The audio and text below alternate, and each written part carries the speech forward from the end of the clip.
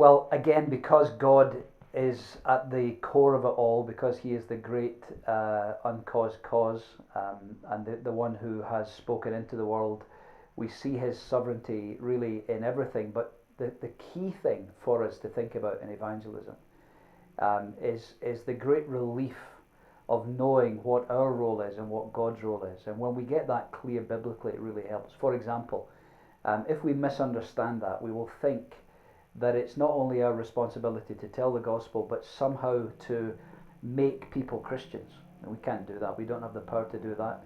Paul talks in 2 Corinthians 4 about how we're up against an enemy, Satan, the god of this age, who blinds people's eyes so that they cannot see the light of the gospel. Now, we are no match for him.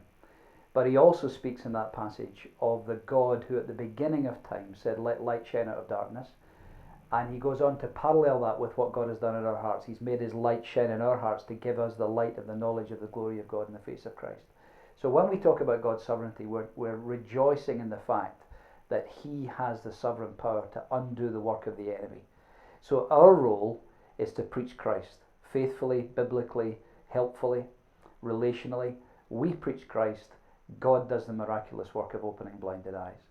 And when we have that in place, and when we understand that, it prevents us from either going one of two ways. One being the way of completely burning out through feeling that we have to do everything, which would be a misunderstanding, or becoming infatuated with ourselves and imagining that we accomplish something.